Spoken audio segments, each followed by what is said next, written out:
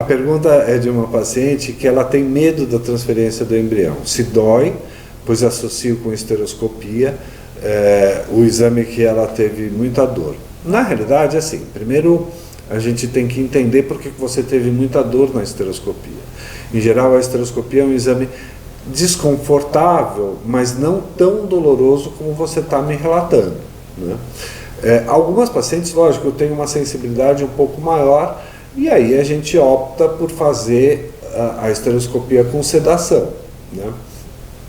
Agora, a transferência do embrião não. Por quê? Porque ele é feito com um catéterzinho, né, que é usado para transferência, que é, primeiro, muito mais fino que o aparelho de esteroscopia, e segundo, muito mais maleável. Então ele não causa o mesmo desconforto da esteroscopia. Além do que, na esteroscopia existe a necessidade de distensão da cavidade uterina para que eu possa olhar, né? E na transferência do embrião isso não acontece. Portanto, na realidade, a transferência do embrião em 99,99% das vezes é muito tranquila e indolor. Quanto tempo demora o início do tratamento com adoção de embrião e como é feita a escolha do mesmo?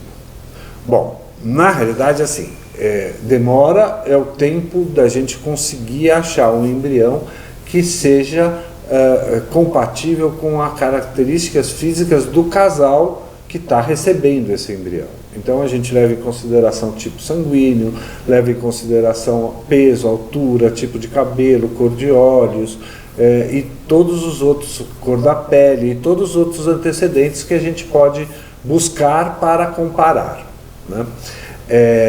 Então a escolha é feita baseada nessas características. É lógico que no Brasil, por ser um país extremamente miscigenado e com muitos tipos físicos diferentes, né, a gente tem às vezes com alguns tipos uma dificuldade maior. Por exemplo, pessoas ruivas de olho azul, a gente tem muito poucos, então, logicamente, esse processo demora muito mais. Então, eu acho que o importante que você saiba é que existe um tempo para achar o embrião para ser doado, né? E a escolha, então, é feita de acordo com essas características. Aqui uma pergunta que é sempre muito importante. Ela fez uma esterossalpingografia e deu que a trompa direita estava discretamente aumentada, com aspecto de hidrossalpingio. Eu já falei disso hoje, mas eu vou falar porque ela faz a pergunta de uma forma diferente. No ultrassom não foi visualizado essa hidrossalpingio. Então ela quer saber se ela realmente não precisa retirar as trompas.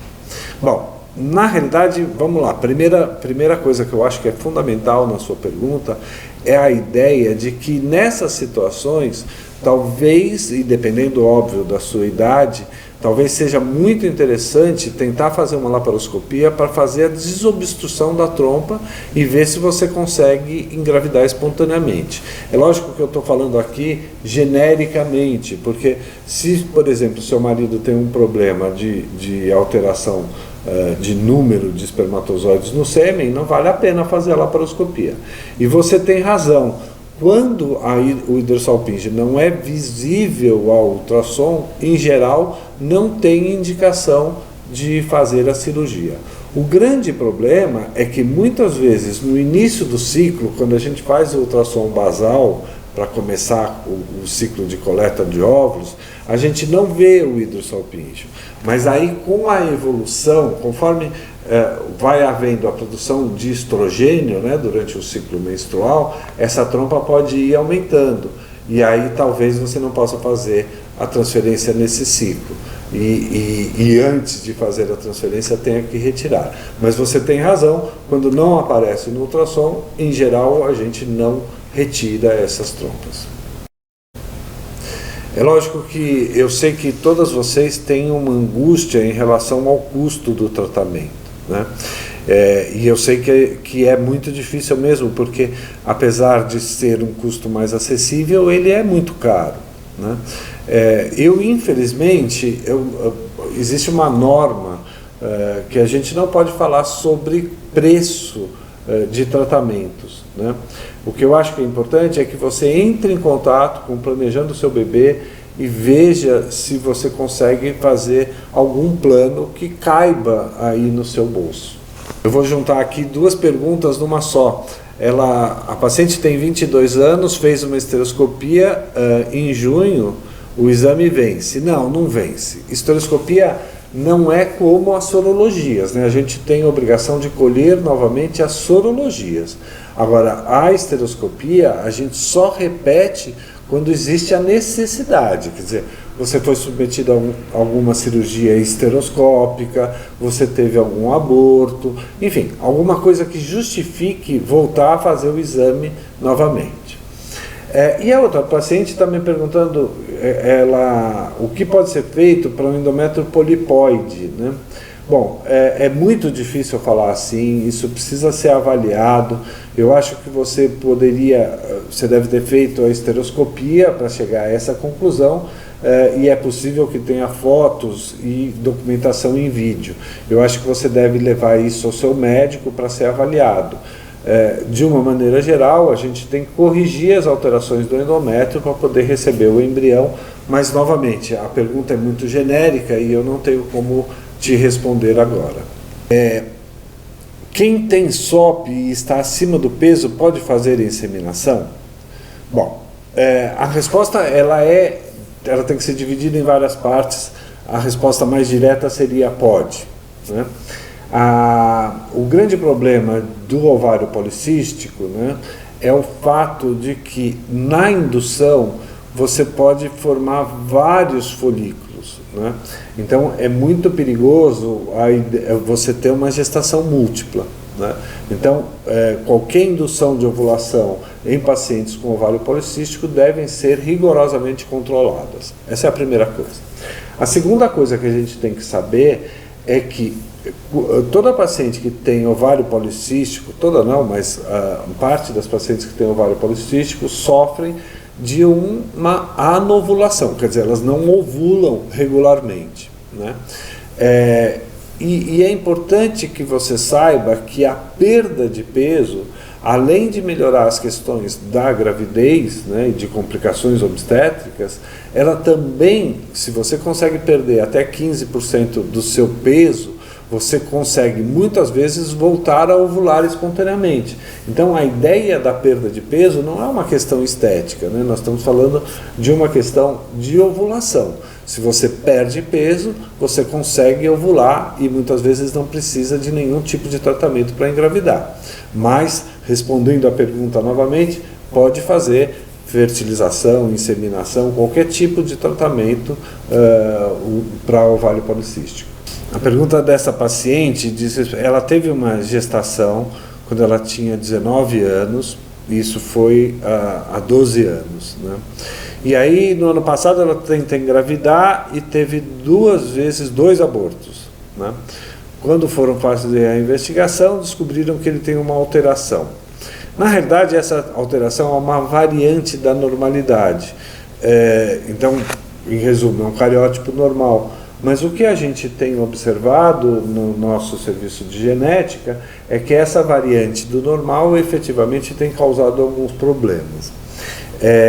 Isso tem que ser investigado. Eu gostaria que você, neste caso especificamente, eu acho que você precisa passar por uma consulta, fazer esteroscopia, fazer todos os exames e marcar uma consulta de genética. Nós estamos fazendo o atendimento online também da genética, então é só você entrar no nosso site, marcar a consulta na genética, que você consegue conversar com os nossos geneticistas.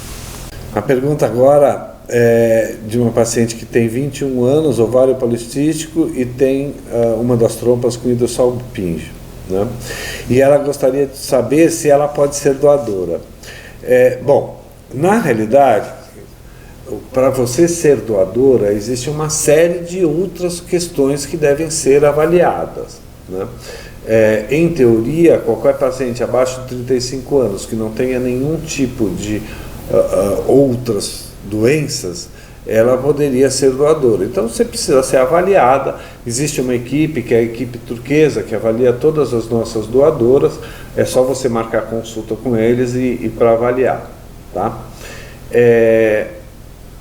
E tem uma outra pergunta aqui, que é: quando iniciamos um tratamento referente à infertilidade, vocês falam muito sobre o protocolo. O que seria, né?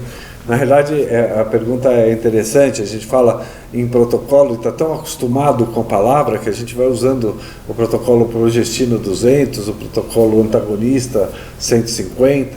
Na realidade, o protocolo é aquilo que você vai usar de medicamento durante o seu tratamento, né? Esse tratamento ele é decidido de acordo com algumas características, de acordo com a sua reserva ovariana, de acordo com o peso, de acordo com a idade, de acordo com o seu desejo. Existem várias questões que fazem com que a gente defina qual é o protocolo que você vai utilizar, quer dizer, quais são os medicamentos que você vai utilizar com o seu tratamento. Como são vários medicamentos, a gente fala em protocolo, porque a gente já sabe exatamente, quando a gente fala o protocolo, a gente sabe exatamente quais são os medicamentos que vão ser utilizados. Bom, a pergunta aqui é sobre uma paciente que teve uma irregularidade depois do ciclo de estimulação. E pelo que ela está me falando, eu acho que deve ser normal, mas eu acho que seria mais prudente, como nós estamos já 6 meses depois da punção, talvez seja mais prudente ela passar com o ginecologista ou passar com as nossas equipes para fazer uma consulta e ver o que é que está acontecendo. Bom, essa paciente gostaria de saber se depois que faz a esterossalpingografia aumenta as chances de engravidar. Na realidade, veja, a esterossalpingografia a gente costuma dizer que é um exame que tem uma baixa sensibilidade, uma baixa especificidade. Quer dizer, muitas vezes ele tem falsos positivos ou falsos negativos, né? E muitas vezes eu não consigo identificar o tipo de alteração. Então, qualquer alteração que a esterossalpingografia cause, nós temos que investigar mais, né? Essa investigação pode ser feita por histeroscopia, pode ser feita por laparoscopia, enfim, pode ser feita de várias formas. Mas a pergunta que ela quer saber é se a própria esterossalpingografia pode desobstruir as trompas. Na realidade, a gente não tem um trabalho que me afirme que pode. O que a gente observa é que algumas pacientes, são poucas, mas algumas pacientes engravidam depois da esterossalpingografia. Por quê? A esterossalpingografia falou que tinha uma obstrução e não tinha, ou porque, eventualmente, a própria pressão de injetar o contraste no útero leva a uma desobstrução das tubas. Mas isso não é frequente, e eu não acho que tenha que ter uma esperança de engravidar depois. A esperança de engravidar a gente deve ter sempre, mas não por conta de ter realizado a esterossalpingografia. Bom, a pergunta dessa paciente é se quando o problema é no homem, se a dificuldade para engravidar é maior. Na realidade, não. Apenas naqueles casos em que eu tenho homens que têm algumas alterações genéticas ou têm uma oligospermia severa, a produção de embriões piora bastante a qualidade muitas vezes. Então, nessas situações, sim, o problema é maior. Mas isso não significa que as mulheres não tenham exatamente os mesmos problemas. Quer dizer, então não é porque o problema é no homem que a dificuldade é maior, é porque o problema é alguma coisa que leve à formação de embriões piores. A paciente está me perguntando se nós temos laboratório próprio para exames de análises clínicas. Não, a gente não faz os exames de análises clínicas. Esses exames, de uma maneira geral, a gente permite que eles sejam feitos nos convênios, nos laboratórios convencionais de análises clínicas, mas o que eu acho que é importante que vocês saibam é que o Ideia Fértil tem sim um conjunto de laboratórios de análises, né, principalmente da parte genética, que fazem exames bastante sofisticados, como sequenciamento de genes, como o diagnóstico de HIV no sêmen, então são uma série de exames específicos, como fragmentação do DNA no sêmen. Então são uma série de exames específicos relacionados especificamente à questão da fertilidade e da qualidade dos embriões e da parte genética. Aqui, nessa agora, não é uma pergunta, na realidade é uma afirmação, porque essa paciente está dizendo assim: eu sei que por conta dos custos, muitas tentantes não conseguem investir nas biópsias, mas para quem consegue e está na dúvida, acreditamos que seja super válido. Bom, eu vou dar aqui a opinião, que na realidade é uma opinião discutida mundialmente, né? Quais são as vantagens de se fazer a biópsia? Primeiro, óbvio que a gente tem que pensar o seguinte: quais são as indicações? A primeira indicação, idade materna. A segunda indicação, pacientes que já tiveram crianças comprometidas com alguma doença genética ou que tem na família algum tipo de doença rara, ou ela mesma é portadora de doença rara. Aquelas pacientes que têm alterações genéticas no seu cromossomo, quer dizer, cromossomos a mais, cromossomos a menos, ou aquilo que a gente chama de mosaico, que são pacientes que têm, homens ou mulheres, que têm nas suas células uma parte normal e outra parte alterada, né? Então, essas são as indicações clássicas da gente fazer aborto de repetição, enfim, são as indicações clássicas de biópsias de embrião. Mas, na realidade, existe uma grande discussão mundial que é a realização de biópsia em todos os embriões, né, de todas as pacientes. Então, tirando a questão do custo, que a gente sabe que é uma questão fundamental, qual é a grande vantagem de fazer a biópsia, né? Imagina o seguinte: você teve lá 5 blastocistos, todos que a gente fala 5AA, quer dizer, aqueles blastocistos mais bonitos de todos, tudo lindo, maravilhoso, e a gente não sabe qual escolher, né? A melhor forma de escolher é pela biópsia. Então, imagina que eles estão numerados lá de 1 a 5, e eu começo a fazer a transferência pelo 1, né? O que vai acontecer? O 1, o 2, o 3 estão alterados, o 4 está normal e o 5 está alterado. Eu vou transferir o 1, não vou obter gravidez, o 2 não vou obter gravidez, o 3 não vou obter gravidez, e no quarto eu vou, né? Então, se eu faço a biópsia, na realidade eu não fico fazendo essas tentativas, eu transfiro direto o embrião bom. Isso a gente fala em tempo para a obtenção de gravidez. Então, a biópsia, a grande vantagem da biópsia é esse tempo. Ela reduz bastante o tempo para a obtenção da gravidez. Minha mulher quer engravidar, só que ela tem mioma. E agora?